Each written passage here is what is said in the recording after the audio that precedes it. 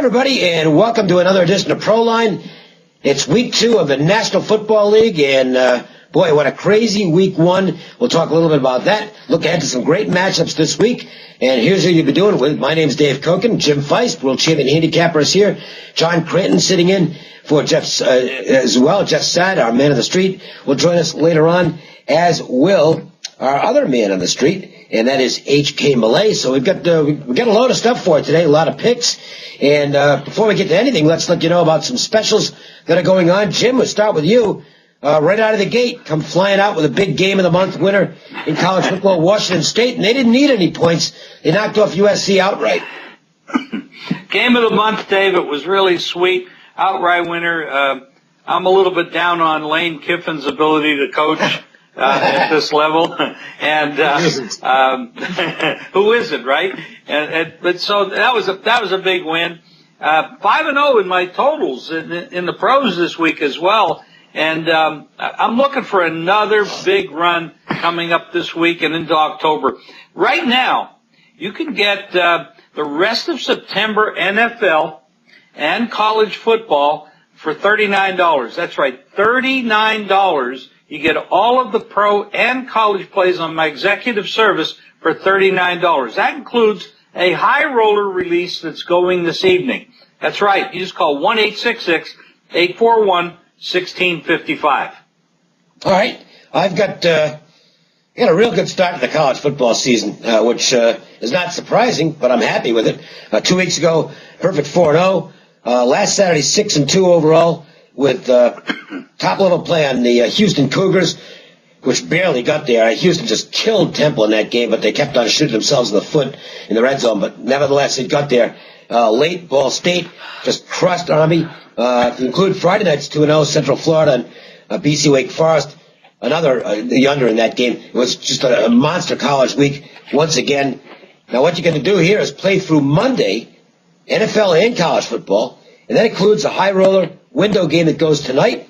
It also includes my college game of the month on Saturday. This is a real big play, and I think it's going to get there quite easily, to tell you the truth. All that for $25. The only thing you need to do is make one phone call, and that's 1-866-896-1629. Again, that's 1-866-896-1629. Spend a little and win a lot this weekend with my college and pro football plays, including my game of the month. All right, well, let's start things off with our Twitter game of the week, or Twitter question of the week, I should say. You can ask Jim and the rest of us a question. Just fire them in. Follow us at Jim Feist Sports on Twitter or Facebook. Use Proline TV. And if we use your question on the show, you're put in a drawing to win $100 worth of free plays from any handicapper of your choice. This is from Janice in Atlanta. Why so many turnovers and sloppy play in week 1?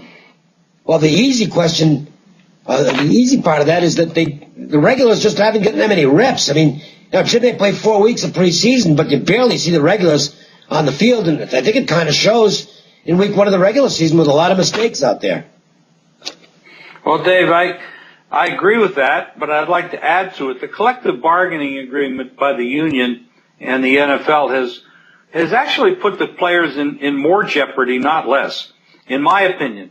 More players have gone to the injured reserve than ever before because they're not allowed to practice. They're not practicing in pads.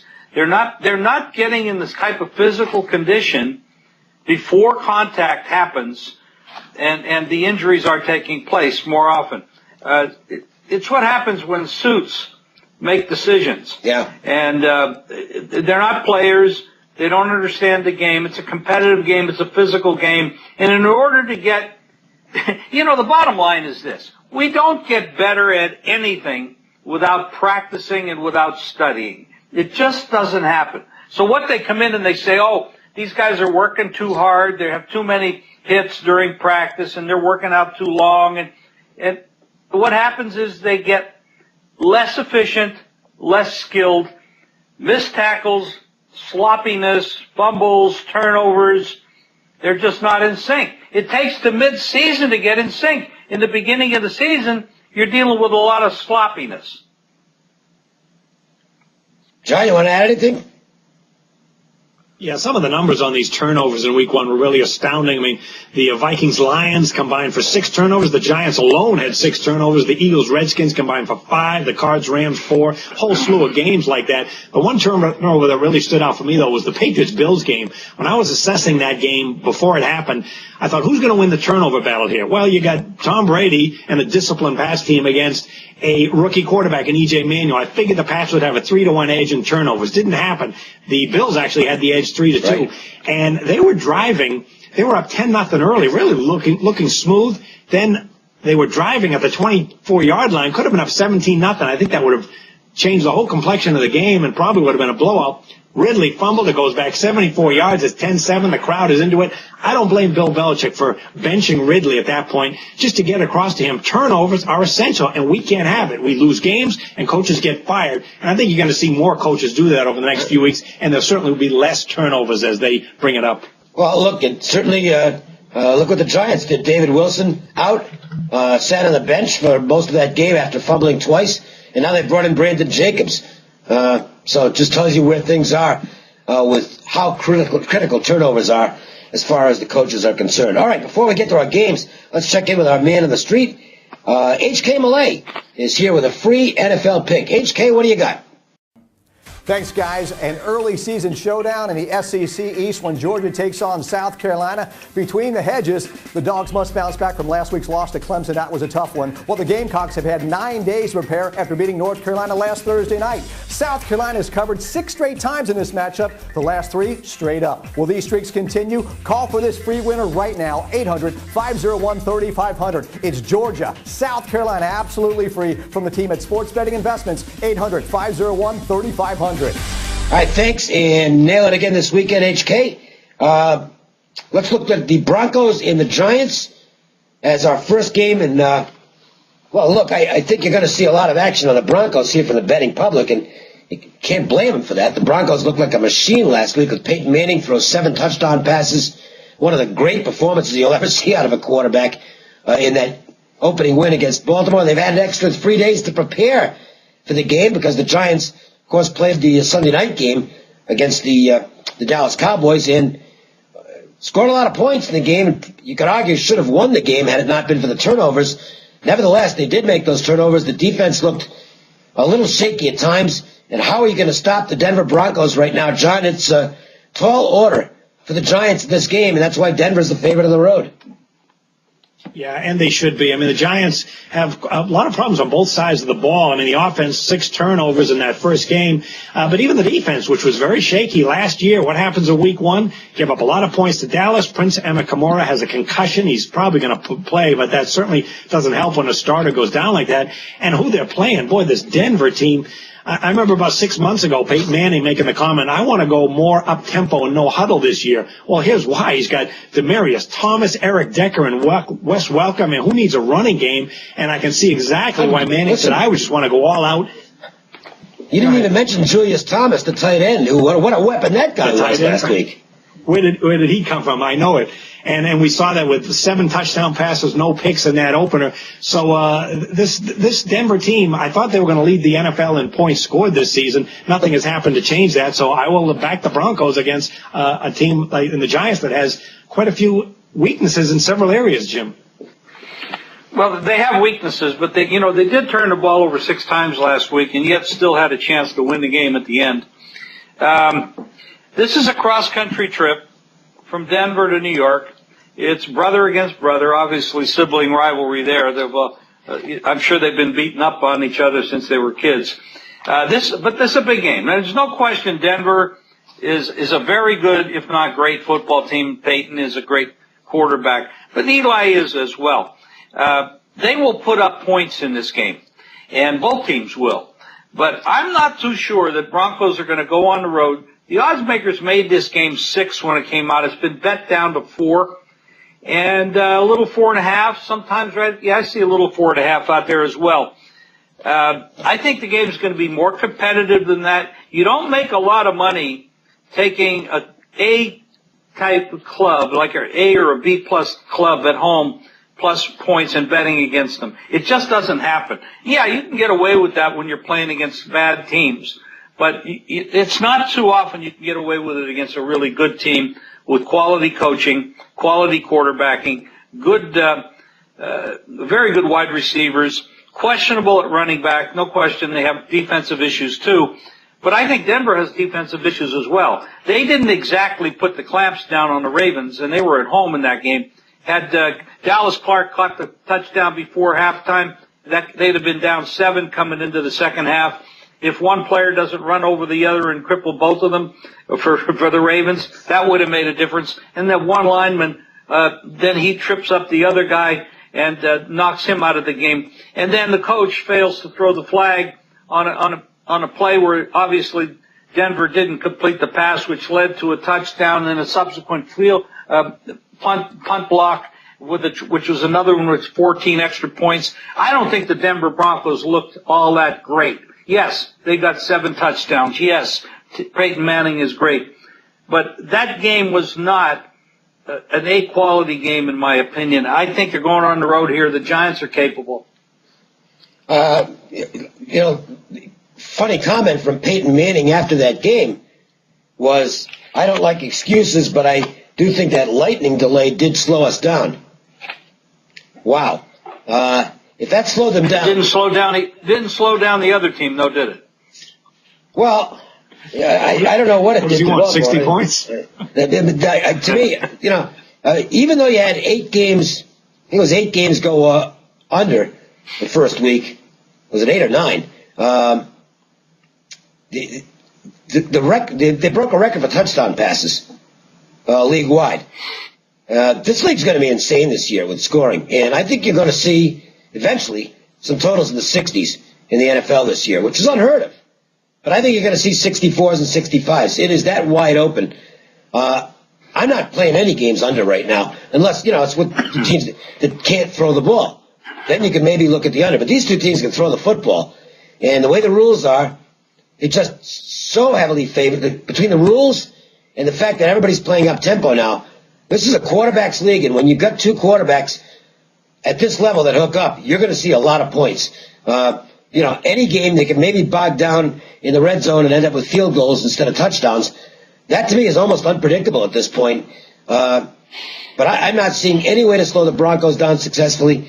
I think the Giants are going to, they scored 30-plus points without any, with all those turnovers. What would they have had they not turned the ball over in that game? 40? 42 maybe? To me, I don't think the market's caught up with how high scoring these games are going to be. I would not be surprised at all if you see both these teams get in the 30s. Now, maybe later in the year when the weather starts to become a factor, that'll change. But, September in New York, not going to be a weather problem there. I think this game's going into the 60s. I like the game over the total. Before we get to the second game, which is going to be the Sunday night game between the 49ers and the Seahawks, pretty good matchup there. Let's go and check with Jeff Sott on the Vegas Strip with a free NFL play. Jeff, take it away.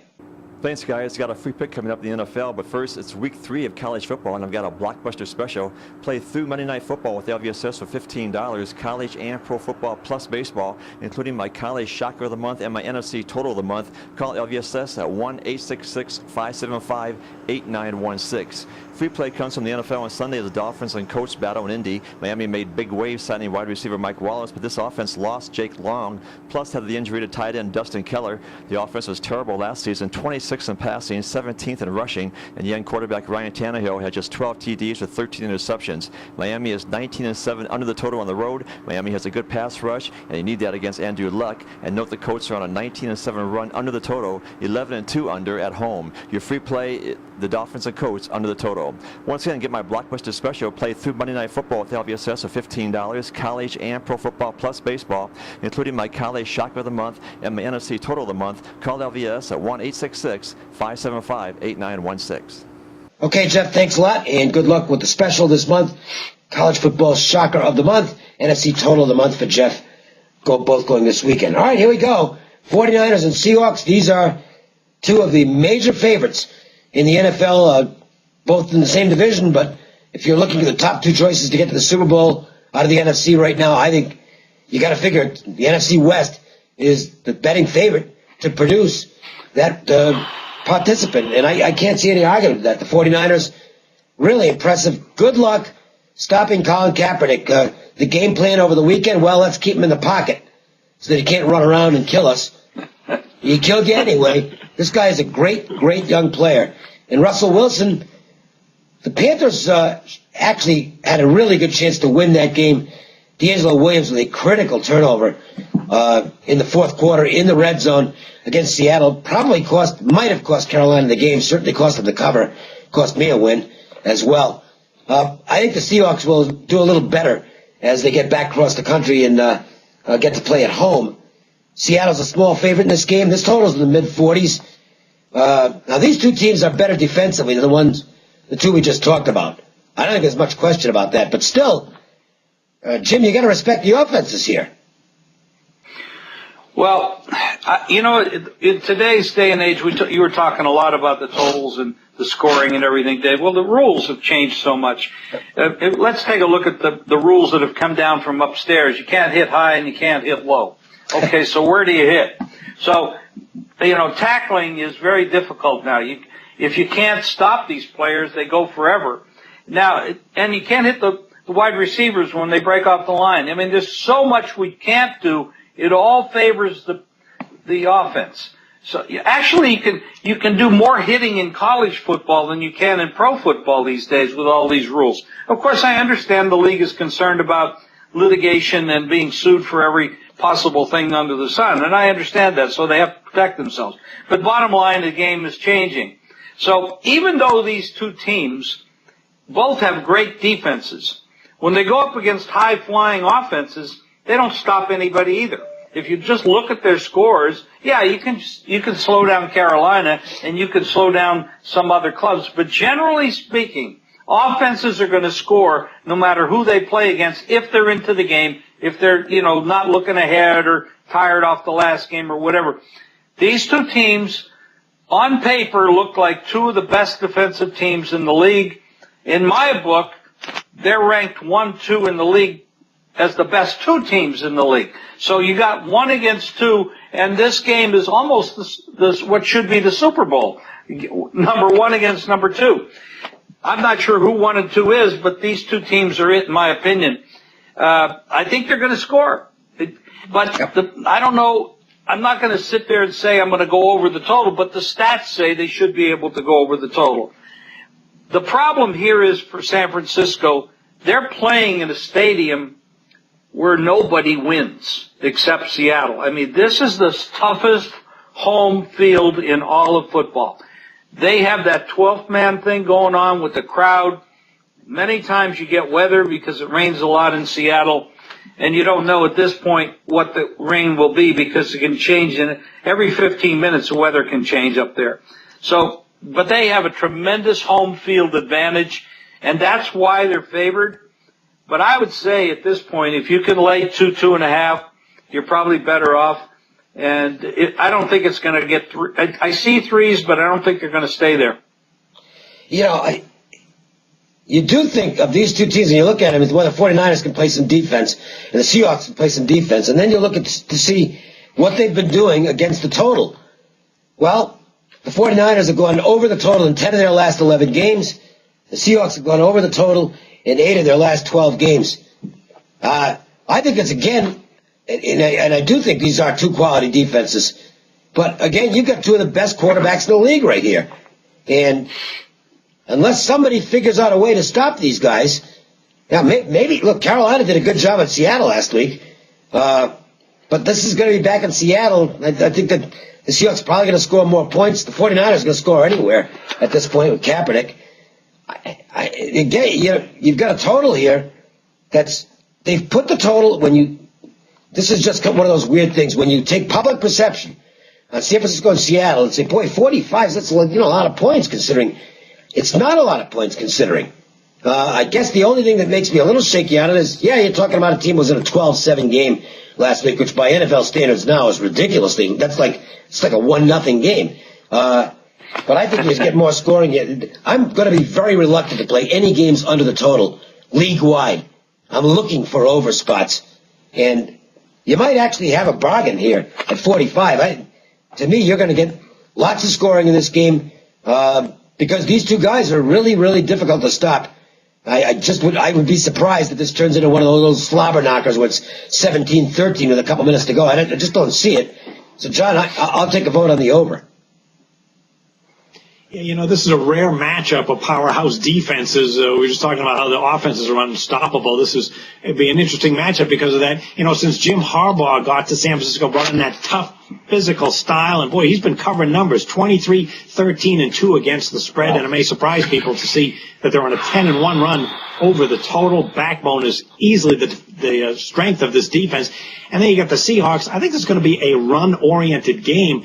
And the Seahawks, again, have dominant defense. Last week, just 12-7 win against Carolina, allowed only 253 total yards, won the turnover battle 2-1. But even on offense, Marshawn Lynch just 43 yards rushing. And the San Francisco defense, difficult to pass on and run on. The Seahawks are 7-1 against the spread when they play the NFC. And surprisingly, they're 6-2 over the total against the NFC. San Francisco scored 13 points in 2 meetings against them last year. One of them was a 13-6 game, so it was a very difficult game to call out, to a small lean toward the latter, and that would be an possible underplay. All right. Well, I'll tell you what, it's going to be fun. These are 2 good games we talked about today. They are. I'm really looking.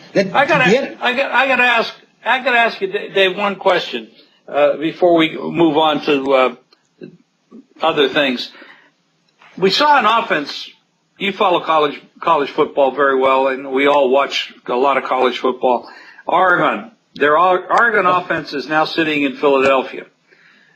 When they came out last week against the Skins, it was like a gas house game. Everybody was going everywhere. I mean, it was amazing the number of plays they ran. Now, in the second half, they took their foot off the gas. Maybe they were tired. Maybe they were saving themselves, because that's always an issue too. But what do you think? Was that a one-game aberration, or are we going to be facing that kind? Actually, on the Eagles, they said coming out of that game they need to work on getting the ball to the official quicker after the play's completed. They're trying to go fast. They're trying to go even faster. And he wasn't joking. They're trying to go even faster. It's until Vic gets clobbered, which is going to happen. That to me is an inevitability. He was already limping around late in the game. I might have done something to a groin or something. I don't think it's serious, but yeah, I don't know what happens to that offense when Vic's not out there to run it. He's not physically big enough maybe to handle this on a regular basis. But in terms of his speed, he's perfectly suited for this offense. I mean, he really is perfectly suited for it. They're going to be pretty good. I don't know if they're going to stop anybody, but this Philly team's going to be a real pain in the neck to play with that offensive skill set. And it's until defensive coordinator, and they eventually will figure out some way to slow this down, because they always do. But right now, it's advantage offense. All right, best bets. John, I guess we're going to let you tell us what Jeff's got going this weekend. Sure, yeah, my best bet will be the Colts-Dolphins game over the total. It's one of the lowest totals on the board this weekend. It's an indoor game, like the upgrade with Mike Wallace that Miami did. And the Colts have questions about their defense, but they certainly can pass the football. And Jeff Sott of LVSS has a college football shocker of the month. That's going Saturday. He's got his NFL total of the month going Sunday. You get both plays for $15. And if you sign up early, you get a high roller release from Las Vegas Sports Services, 1-866-575-8916. I think it's going to be a shootout in New Jersey between the Broncos and the Giants. It's Manning versus Manning. Both quarterbacks, between them, they had 11 touchdown passes this past week. Are you kidding me? I don't know how the Giants are going to run the football with what they've got back there, which means they're going to throw out of necessity. The Broncos, well, they're going to throw. Good luck to the two defenses trying to stop the two offenses. I think both offenses have a distinct advantage over the defensive units here. I know it's a high total. It opened, I think, 54.5. It's gotten bet up. I think it's going over anyway. I will be surprised if this game doesn't end up in the 60s. So that's my best bet on the show. Broncos and Giants over the total. Gave you the numbers at the top. The college football is just booming out of the gate. Really happy with that. And a big play going this weekend. It's my college game of the month. Also, a high roller window game tonight. You're going to play through Monday. You're going to get those two big plays, and the total cost only $25. So make sure and sign up right now. 1-866-896-1629, 1-866-896-1629. And for a free play each day by a text message, it's very easy. Just text Cokin, C-O-K-I-N, to 313131, and you will get a free selection each and every day on a text message on your cell phone. Jim, big start for you with the game of the month. Really winning big in both the NFL and the colleges, and some huge stuff going this weekend. You know, we're talking here at Pros on this set. So the Titans last week were a really big play for me. The totals were 5-0. Rocking and rolling. We had a couple losers, of course. We don't win 100% of our games, but it was a profitable pro weekend for us. Special this week, $39 for the rest of September. You get the college and pro executive plays, $39. That's not very much for the money you can win with these plays, because we are winning. I am winning, and you should make the phone call if I could find the phone number. Which I cannot do at the moment. I actually have it. But it's, I have it in front of me right here. What is it? It's 1-866-841-1655. There you go. 1-866-841-1655. There you go. Make that call. $39. You get the NFL and college executive plays through the end of September. And as far as my best bet is concerned, I cannot argue one way about this Denver-New York Giant game. This game, if it doesn't go over, it's because the teams have marched up and down the field and turned it over on the 1 yard line. And you can just blow a lot of time that way. But it should be in the 60s for sure. I think the next game that goes under in New York may be the Super Bowl. Yeah, at least not the weather going for than that one in all likelihood. Super Bowl. Exactly. Might be a little nasty at that time of year in New York. Okay, that's going to do it for the pro version, the NFL version of Proline. But don't forget to check out the college version of as well. And two terrific games to look at this weekend, UCLA, Nebraska, and the big shootout between Alabama and Texas A&M, and that's on the college edition of Proline. Meanwhile, for Jim Feist and John Cranton, for Jeff Saad, HK Malay, I'm Dave Cokin. Thanks for watching. Good luck this weekend, and we'll talk to you next week.